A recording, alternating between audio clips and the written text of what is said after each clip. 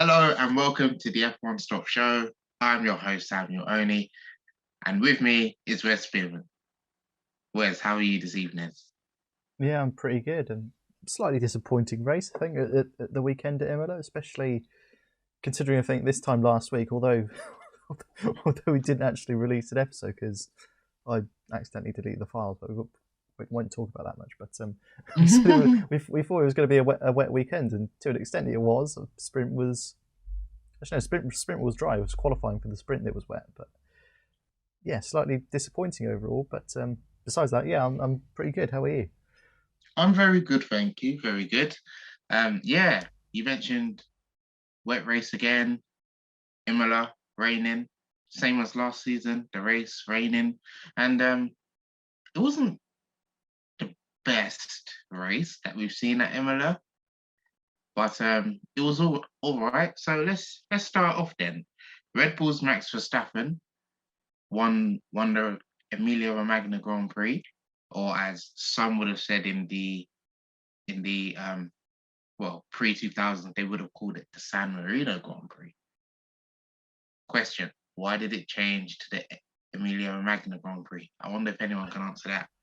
To be honest, I'm not entirely sure why it was called the San Marino Grand Prix in the first place. Because I mean, San Marino is a tiny, tiny country which is entirely surrounded by Italy, Yeah, and yeah, the Imola track is just outside Bologna, which I guess is near San Marino, but it's not in San Marino. I think it was called the European Grand Prix as well, something yeah, like Valencia when they raced there. So you don't have like a dual Spanish Grand Prix.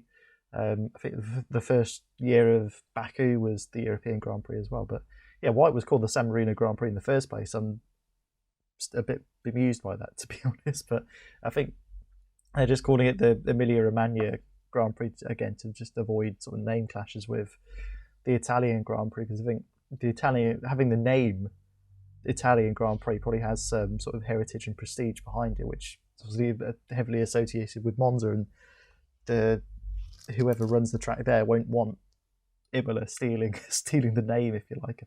I think that's my guess anyway. But yeah, I've just called it Imola or Emilia Romagna Grand Prix or North if Italian Grand only. Prix. Who knows? Just simple, simple. So Max Verstappen, winner, also a Grand Slam to his name, pole, fastest lap, and race win all in one weekend. That's brilliant, isn't it? From the Dutchman.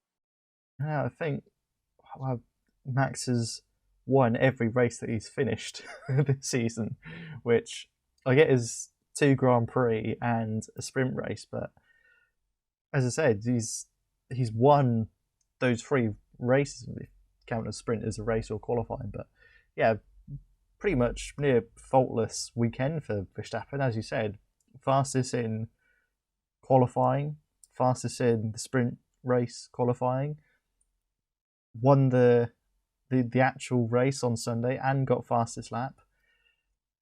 I don't really see what more he could have done, to be honest. Took home 4 points. Can't remember who got driver of the day. I think Verstappen got driver of the day as well. So a Grand Slam plus one, if you like.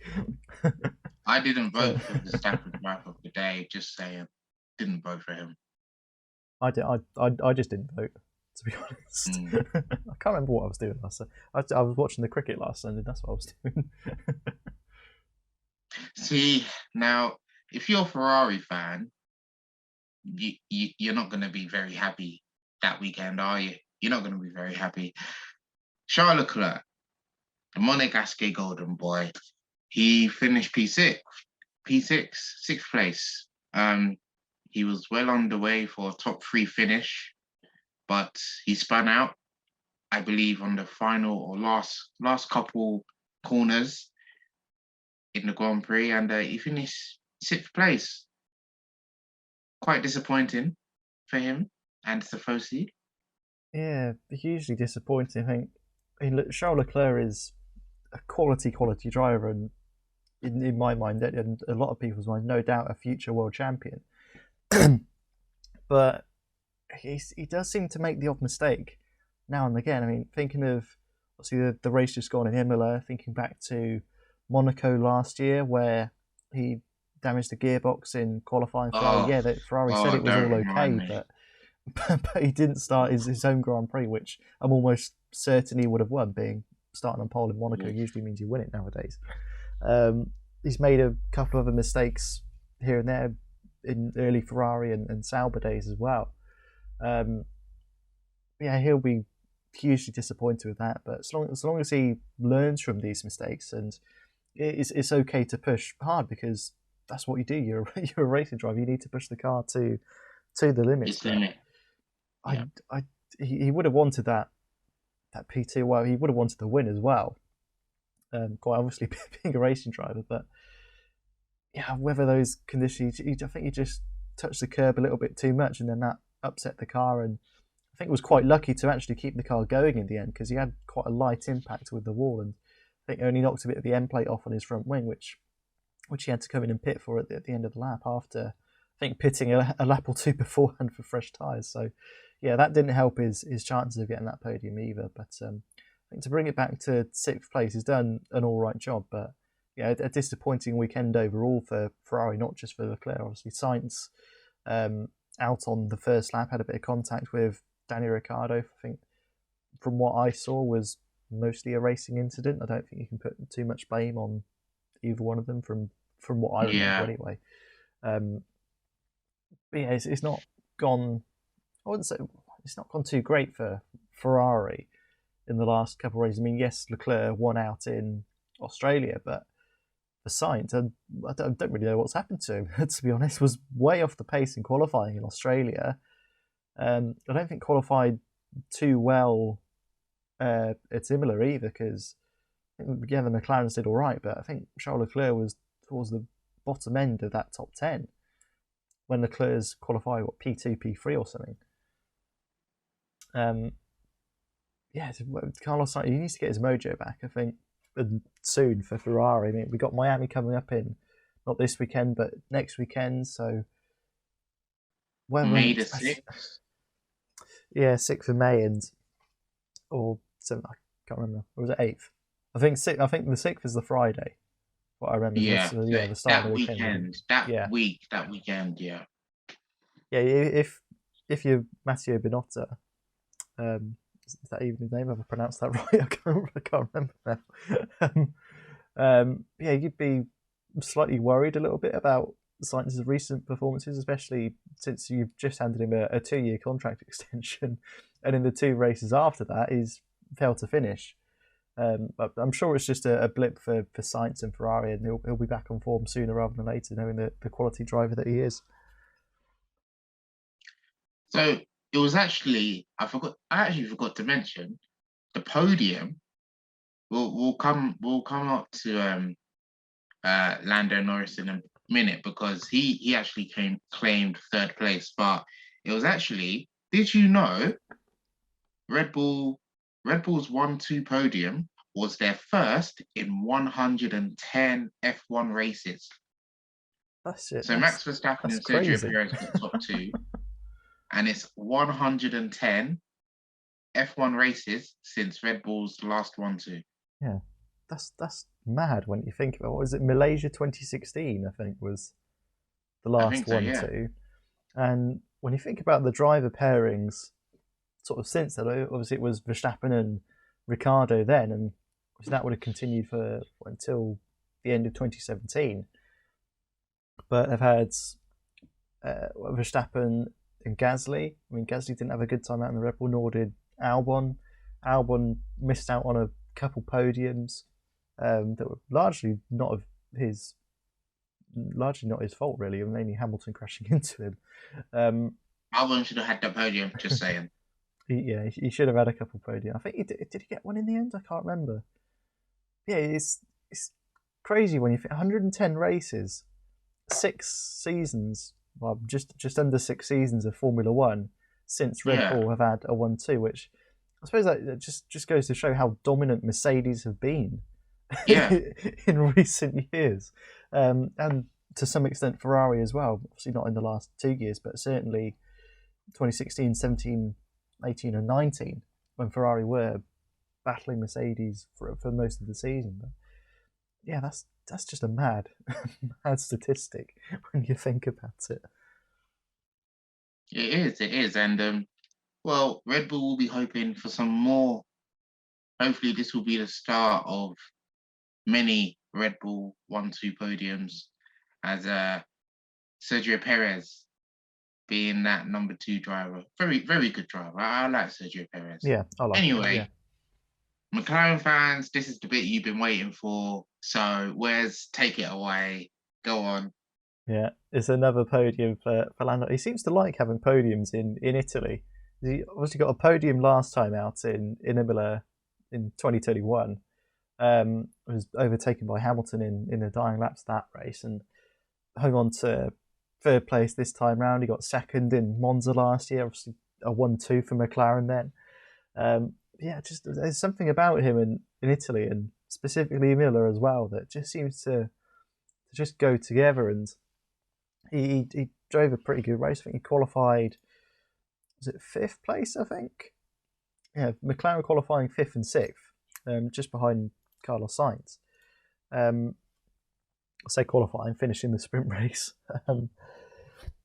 Yeah, a great result for Norris and McLaren, especially considering how far off the pace they were in the first two races in Bahrain and Saudi Arabia. All of a sudden, since Australia, they suddenly see, I don't know where they've found it. They've just found some extra pace from somewhere. Maybe they just left it somewhere. I don't know. But yeah, over the moon for Norris and McLaren, especially considering that, as I said, the start of the season, you were thinking, oh, have they sort of undone everything, all the good work and they put in from like 2020 onwards? Has that been undone? But thankfully, it seems that it hasn't been undone, and they just had a little blip in the first couple of races. But yeah, brilliant result for Norris. Brilliant result for, I say brilliant result, but Norris, not Norris, Ricciardo finished last of the finished of the classified. That's the word. Drivers, but yeah, I think it's a good result for Norris, and yeah, hopefully get some more podiums. Daniel Ricciardo get on the podium a couple times this season as well. Fingers crossed. Yeah, that's it. And we've already spoken of Carlos Sainz and his poor weekend with Ferrari, but just shortly on that one, do you, right? This raises a question actually. Do you think when drivers sign a new contract for another year or two, do you think that contract signing has a impact on the next race or two, like their performance dips, or is it different for every driver? Because we've witnessed one or two like situations like that in the past. Yeah, I think it's a difficult one. I think having or essentially knowing that your team backs you for another couple of years, I suppose it sort of makes them relax a bit more because they know they don't really have anything to worry about unless you're Nikita Mazepin, for example, and the situation with Russia. Yeah, I think it's just as I keep saying, it's a blip for Carlos Sainz, and yeah, whatever's happened to him in these last two races, I don't think it won't be a permanent thing. I think Carlos Sainz is a quality driver and again a potential future world champion. But yeah, I just don't really know what's happened. But yeah, he'll come back firing all cylinders, I'm sure, for Miami and for the rest of the season. But I think we saw last year, mate, was it last year or the year before, where Esteban Ocon signed a multi-year contract, I think 4 or 5 Yeah, years with Alpine, and that seemed to settle him a little bit and had a good results out in the French Grand Prix the weekend after he signed his contract, or after his contract was announced anyway. Yeah, maybe it has the reverse effect on drivers like Carlos Sainz, for example. But who knows? I'm sure it's different for every driver. But I know if I was in their position and I've been handed another couple of years on the contract, then I'd be feeling well. I wouldn't be feeling down. Let's put it that way. yeah, yeah. I mean, when it comes to contracts, I it always feels like F1 is a sport of looking behind your shoulder because it's like nobody is safe. There are 20 drivers, Mm. but only 10 teams. That's the thing Like as well, because you're it is looking over your so. shoulder thinking, I might be next. I might lose my seat next season. I need to put in the good work. So you don't know drivers, some drivers, are relaxed about it. Others are panicking. So I think when you sign a new contract, I think you should probably just go with the impression of, man, I'm just going to focus on the racing, just put in the good performances, pretend I don't even have a new contract, pretend it's my last season, and then good performances, you just get another year and another year, and it just goes on and on. Do you see what I mean? So, but yeah, F1 is a look behind your shoulder kind of sport. That's the way I see it.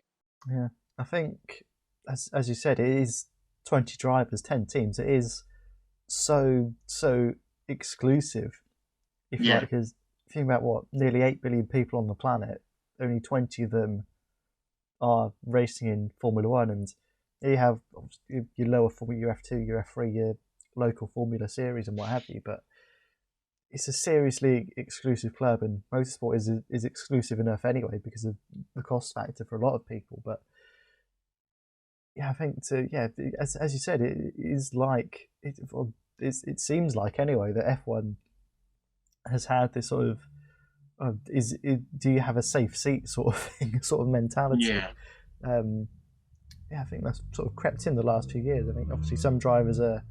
So I think Norris is. I mean, Verstappen's at Red Bull till God knows when, till I'm about 50, I think.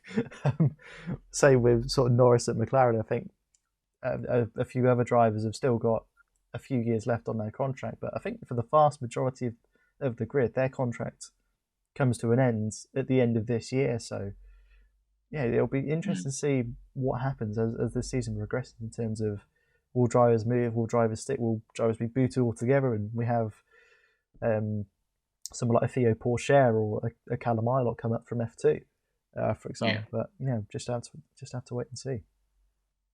yeah, indeed. And Mercedes, Mercedes now, they haven't had a podium since, was it Australia or was it Saudi Arabia? Um, I can't remember who was on the podium for Australia actually. Um, Charles Leclerc. Yeah, he was. it wasn't that the Verstappen was on. Yeah, it must have been Russell P3 because Yeah. Verstappen, yeah, Leclerc, Perez, Russell. Must have Okay, been. Leclerc, Perez, Russell in Australia. Okay, but yeah, George Russell, he's the only driver to finish in the top five of every race this season. He finished P4 in Imola last weekend. So again, I think Russell is finding his feet at Mercedes, Yeah, finding his feet at Mercedes, and it's quite good from the British driver. yeah, definitely. I mean, especially when you consider how Lewis Hamilton has gone in the past couple of weekends. I mean, he had a bit of a shocker at not a bit of a shocker, quite a big shocker at Imola. I think qualified 14th or something in either qualifying or the sprint, can't remember which, and finished 13th outside the points, which is practically unheard of for Lewis Hamilton. And yeah, fair play to Russell. I mean, people are saying the Mercedes car is so off the pace, yet it's probably the best the best F1 car Russell has driven. I mean, obviously, obvious exception at Sakir last year, not last year, 2020. Um, yeah, for him to get top five, I mean, yes, it's only been 4 races, but if he can continue, he's very consistent. Um, Again, yes, only 4 races, but if he can continue that for the rest of the season, then he'll be pretty happy. I think, and Mercedes will be pretty happy, especially considering they don't have as quick a car as the last few years.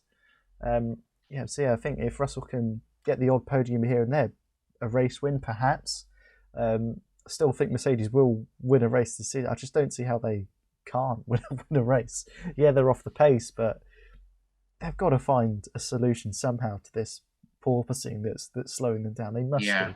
With all that knowledge and experience that have won them 8 constructors titles in a row, you'd think that someone somewhere in Brackley, or I can't remember where Mercedes are based now in Germany, but yeah, just somewhere can figure out the issue. And I mean, maybe we'll have to wait until the summer break until they properly improve the car and maybe come Oh, but Spa or come. you said this last week as Oh, well. did I?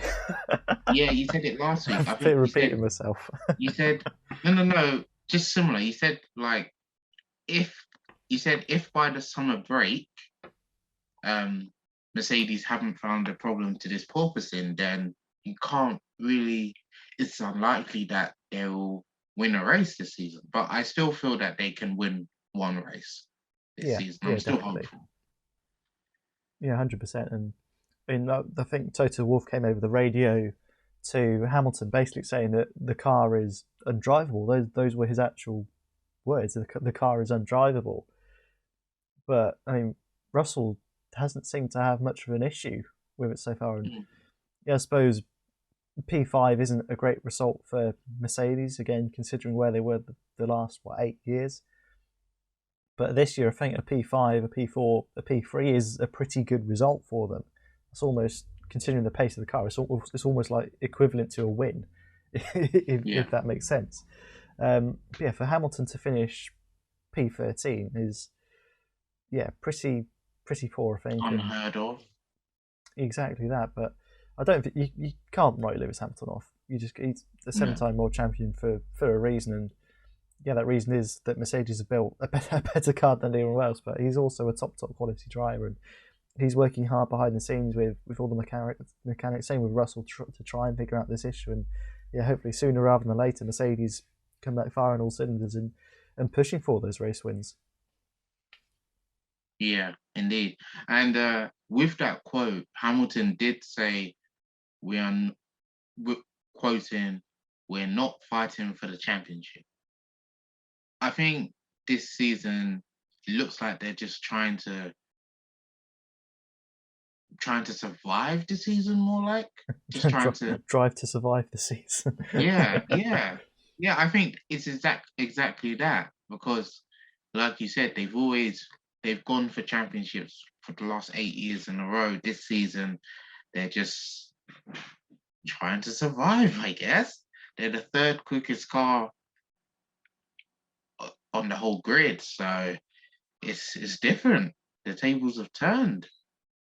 Yeah, I think if Mercedes can somehow get into second in the constructors, it'll be a bloody good result for them. But yeah, I think third is a more realistic sort of end goal for them, if you like, because I think Ferrari and Red Bull, I mean, providing Red Bull sorts out their reliability issues, then they'll be jostling it out for that top spot in both the drivers and constructors. But yeah, I think Mercedes have pretty much got third place sort of sealed, if you like. I think the only contenders would be McLaren, perhaps, maybe Alpine, arguably Alfa Romeo, even with Bottas finishing P5, P6 every other week. Yeah, it's just I don't get how Mercedes could have not necessarily got it wrong, but have had this porpoising issue for a couple of months now and still not figured out a solution. But yeah, hopefully for Mercedes fans, they'll sort it sooner rather than later. Now, before we finish off with the drivers and constructor standings, I want to talk to you briefly about sprint racing. There's been some talk in the world of F1 that from next season, 2023, that there could be more than 3 sprint races in a season. Apparently, it could be doubled to 6. 6 sprint races in a season. Now, 6 sprint races across a 23 race season, that's almost a lot. What do you make of it? Are you for this or against this, or what's going through your mind? Again, I'm not too sure. I think the sprint race this time round in Imola was actually pretty good. I think there was a lot of action in there and arguably better than Brazil last year. But I'm still not completely sold on these sprint races. Again, they're better to watch in some sense, but I just don't feel like it's right to have 3 races, 6 races, whatever, on the calendar have basically an extra 8 points up for grabs for the winner every weekend. Because if it's 3 races, that's an extra 24. If it's 6, it's an extra 48 points for potential points for the winners. I'm just not. There's just something that doesn't feel right about it, having points for qualifying. And am I a traditional F1 fan, being as young as I am? But I'm sure for the older F1 fans out there that these sprint qualifying should be binned. That's probably what they're thinking. But I mean, if it spices up the weekend, which to some extent it did out in Imola, but I think that's at the moment it's a bit of an outlier. I think Imola and Brazil I mean, 2 out of 4 sprint races have been decent. We'll just have to wait and see what happens with the rest of this year in Austria and Brazil again. Brazil, yeah. I think the FIA has sort of put on hold the idea of increasing the number of sprint races for next year. Personally, I'm not 100% sold on it. Yeah, and I mean, the way I see it is, if they do more than 3 sprint races next season, I mean 6, it may be a bit too much because it's a lot of racing and stuff. So it's So let's finish off with the drivers and constructors standings then, shall we? Well, Max Verstappen, with his win in Imola, he's on 59 points, just 27 behind championship leader Charles Leclerc, who leads the way on 86 points. Still early days in the season. Yeah, what do you make of it? Still very early days, and you say 27 points, which at this stage of the season feels like quite a lot. I mean, considering Verstappen hasn't finished 2 of the races, then that gap could easily be down to 10 points, for example, or maybe even less. Verstappen could be leading the championship if he didn't have engine issues. But that's not the reality. And 27 points is, I suppose, in a way, it's a race win behind. But obviously, Leclerc hasn't had the same reliability issues as Verstappen. So I think in actuality, it will take Verstappen quite a while to claw that in, if you like. But yeah, he's only 5 points ahead of Sergio Perez. And I think before Imola, George Russell was sitting quite happily in second. He's now dropped down to fourth, 11 points ahead of Carlos Sainz in fifth. He's only three points ahead of Lando. I could probably keep going on for this. He's only a couple of points ahead. I suppose there's a bit of a gap between the top 2, but yeah, if Red Bull can sort out their reliability issues, then I think Verstappen can potentially claw that back. And if the way the season goes, then we could be in for something similar to last year, potentially. Anyway, not necessarily level on points going into last race, because who knows what could happen come Abu Dhabi if there's a slightly controversial decision again. But Red Bull will be hoping they can claw back those 27 points sooner rather than later. And at the bottom of the grid, well, Nicholas Latifi in the Williams and Mick Schumacher in the Haas are the only drivers not to score points this season. I mean, Hulkenberg, we did have him briefly, race opener, but he's the reserve driver for Aston Martin, so he not really included in this one. Yeah, I mean, again, that's another sort of crazy stat when you think about it. It's been 4 races, which, I mean, out of 23 races, we're just over a sixth of the way through, if my maths is correct. 18 out of 21 drivers have scored points, which if you told me that sort of like 5 years ago, I'd be saying, hang on a second, what's happened to F1? And I think these new regulations have improved the racing, and I think that goes to show, as I said, 18 out of 20/21 drivers have scored points. And I don't really see Latifi scoring a point. I think he only got points last year because Spa being one, and the chaos that was Hungary being another. Mick Schumacher could potentially score points. I think Haas have made leaps and bounds since last year, and we've seen Kevin Magnussen fight out in the top 6 at stages. So I think Schumacher could scrape a couple points here and there, but it won't be Yeah, reliable points definitely, finishes, obviously. But definitely. yeah, Albon's doing well for Williams as well. So he got a point out in Australia, and I think got 11th out in Imola. So he's doing pretty well for Williams, but I'm not sure if Latifi's going to score a point this year. Another mention, or a few mentions, Gasly, he's got 6 points for the season. Yuki Tsunoda is in double figures. Wow. Yuki Tsunoda. How That many points? is How many points he got? Oh, it was 10 points. There's only one 10 behind Daniel points. Ricciardo. I know Ricciardo hasn't had a great start to the season, but yeah. I know.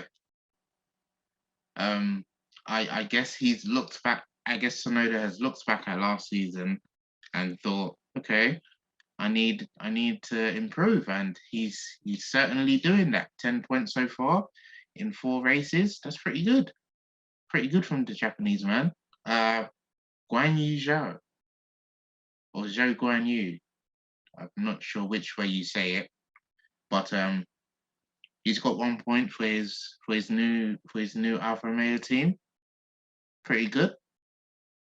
Yeah, not bad considering it's obviously his first year in F1, first Chinese driver in F1, and Alfa Romeo typically over the last few years haven't been points contenders. So yeah, I think for him to get a point is a huge achievement for him and Alfa Romeo. Yeah. Well, I guess that's it for tonight's episode. We've had a Grand Slam winner. In fact, I think we've had 2 Grand Slam winners this season: Max Verstappen and Charles Leclerc. Already 2 Grand Slams in 4 races. In 4 races. Yeah. Hopefully, and I say hopefully, Hamilton, Sergio Perez could Carlos Sainz. maybe join that exclusive club. Potentially, yeah. I mean, Hamilton, I'm not sure this year, Mm, given Mercedes pace, but I think Checo could be in with a shout if Ferrari are yeah. off the pace for a weekend and Verstappen has reliability issues yet again. Checo could be up for that. Who knows? But yeah, I don't think Grand Slams are that kind. I mean, Hamilton will probably have about 500, but yeah, I don't know how many Grand Slams say like Schumacher has or something. But yeah, it'd be an interesting one to find out for next week. Yeah, it would be. So yeah, this has been the F1 Stop show. I've been your host, Samuel Oni. Oh, and also reminding you that in 2 weeks, I believe, so not next week, but the week after, is the first ever Miami Grand Prix. So America in Miami, Florida. It's gonna be, hopefully it's gonna, be great. First impressions are always important. So that's the first of 3 American races this season. So it's hopefully gonna deliver. So I've been your host, Samuel Oni, and it's a goodbye from me. Bye-bye. And it's a goodbye from Wes. Bye bye. And we hope you have a lovely weekend and see you again soon.